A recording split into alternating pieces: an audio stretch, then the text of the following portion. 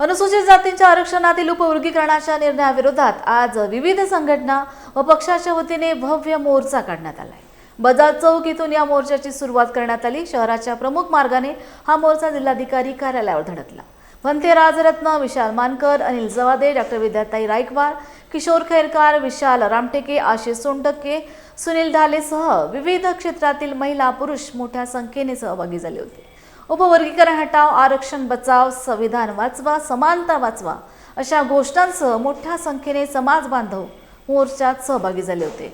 शासनाने हा निर्णय रद्द केला नाही तर राज्यभर तीव्र आंदोलन करण्याचा इशारा देण्यात आला आहे।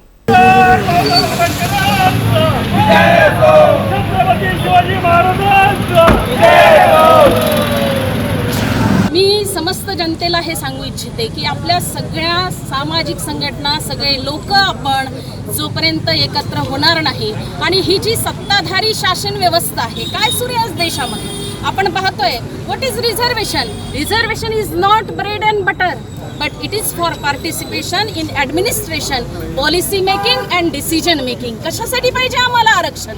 ही काही भाकरीची लढाई आहे का? तर अजिबात नाही। या देशाच्या शासन व्यवस्थेमध्ये, निर्णय क्षमतेमध्ये आम्हाला आमचा वाटा पाहिजे।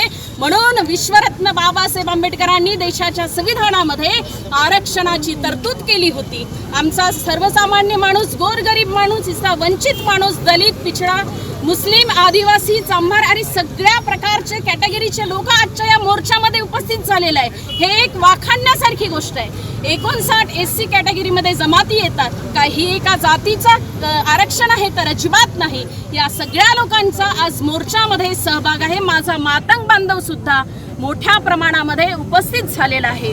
या रिझर्वेशनची जी काही त्यांनी 14 तारखेला अबकडनुसार वर्गवारी केलेली आहे, आम्ही हे कदापिही खपवून घेणार नाही। ही लढाई केवळ एका जातीची नाही, सर्वजन समाजाची ही लढाई आहे। म्हणून शासनदारी व्यवस्थेला माझं सांगणं आहे की बहुजन समाज पार्टीच्या वतीने असाच पक्ष नाहीये, देशामध्ये याचं वर्चस्व आहे।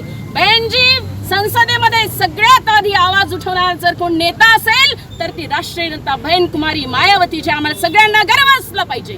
एक स्त्री म्हणून, एक लेडीज म्हणून मला तिचा गर्व आहे। आणि परत मी आपल्याला हे सांगू इच्छिते या मीडियाच्या माध्यमातून की तुम्ही जर असंच करत राहिला, आम्ही तुमचं हे खपवून घेणार नाही कदापिही। कारण आम्ही सगळे लोक आज एकत्र झालेलो आहे मोर्चाच्या माध्यमातून।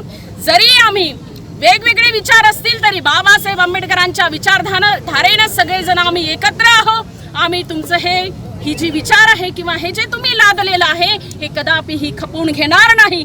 याही पेक्षा जास्त जर तुम्ही आता मांडले नाही तर आम्ही रस्त्यावर बसून राहू, उपोषणासाठी बसून राहू। आणि त्यातही आमच्या महिलांचा तर इतिहास राहिलाय। बाबासाहेब आंबेडकरांच्या त्या मोर्चापासूनचा सगळ्या मोर्चांमध्ये महिलांचा सिंहाचा वाटा राहिलेला आहे। आणि मी सुद्धा सगळ्या भगिनींना घेऊन आमच्या पार्टीच्या वतीनं सन्माननीय जिल्हाध्यक्ष नंदर शिवेसारे साहेब या ठिकाणी, संपूर्ण कार्यकर्ते, सुनील भगत, सगळे आदरणीय राजरत्न भंतेजींच्या नेतृत्वामध्ये सुंदर मोर्चाचं आयोजन केलेलं आहे। बस इतकंच बोलते आणि परत सगळ्या जनतेला आव्हान करते की जोपर्यंत आपली एकजूट राहणार नाही तोपर्यंत या शासन व्यवस्थेला जाग येणार नाही। म्हणून सगळ्यांनी एक झालं पाहिजे। कायदा लागू केला आहे सरकारने, उपवर्गीकरणाचा कायदा, त्याच्या निषेधात आम्ही आज सर्व पक्षीय आंबेडकर जनता आज एकजुटीने आज मोर्चा काढलेला आहे। आणि आम्ही हा कायद्याचा निषेध करतो। हा लवकरात लवकर रद्द करावा, नाहीतर याच्यानंतर याच्याहून तीव्र मोर्चे आणि धरणे आम्ही देऊ। आणि या सरकारचा आम्ही आज निषेध करतो की लवकरात लवकर हा कायदा रद्द करावा। संविधानामध्ये जे 59 जातीला जे आरक्षण दिलेलं आहे ते सर्वांना सन्मान दिलेला आहे। त्यामध्ये अबकळ नसावं यासाठी उपकरण विरुद्ध हा जन आक्रोश मोर्चा आम्ही वर्धा शहरामध्ये काढलेला आहे। काय अजून मागण्या आहे? आमची मागणी हेच आहे की आम्हाला अबकळ नको, आम्हाला एकसंघ हवा आहे आणि ते संविधानाचं प्राधान्य आहे। त्यासाठी आम्ही बाबासाहेब आंबेडकरांनी दिलेलं संविधान आहे, संविधानाला मानणारे आम्ही लोक आहोत। आणि म्हणून संविधानानं जे अधिकार दिलेले आहे ते अधिकारच आम्हाला हवे आहे। यासाठी हा जन आक्रोश मोर्चा वर्धा शहरामध्ये भिक्खू संघ आणि सर्व पुरोगामी संघटनेच्या वतीने हा मोर्चा काढण्यात आलेला आहे। या मोर्चाचं नेतृत्व कोणीही राजकीय लीडर न करता 59 जातीचे लोक या मोर्चामध्ये सहभागी झालेले आहे। आणि म्हणूनच हा मोर्चा जन आक्रोश मोर्चा म्हणून आम्ही सरकारच्या विरुद्ध हा मोर्चा काढलेला आहे। उपवर्गीकरणाचा घाट घातलेला आहे आणि अनुसूचित जातींना विभागायचा हा जो त्यांचा कट आहे त्या कटाच्या विरुद्ध हा आजचा मोर्चा आहे.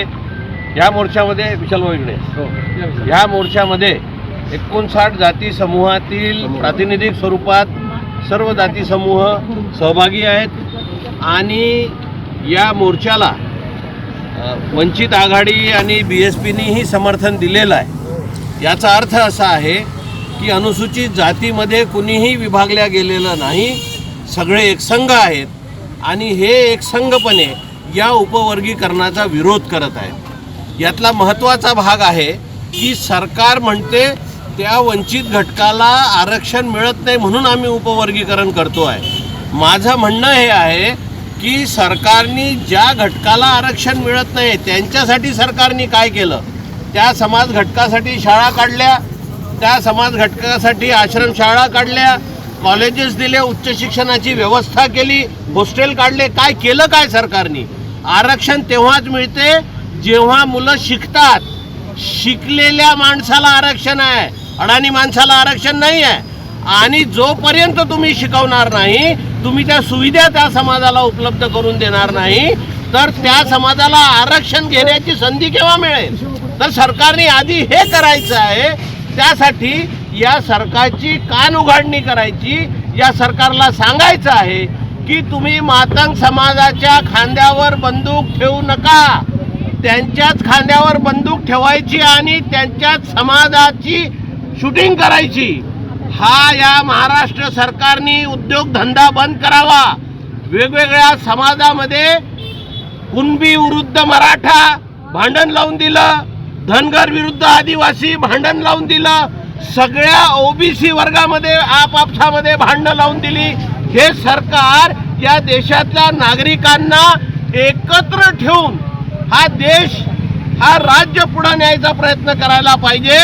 तर हे सरकार नालायकपणे समाजामध्ये एकमेका विरुद्ध लोकांना करून या महाराष्ट्राला अत्यंत कलंकित करत आहेत. हे थांबलं पाहिजे. यासाठी हा सर्व समाज एकत्रितपणे या मोर्चामध्ये सहभागी झाले.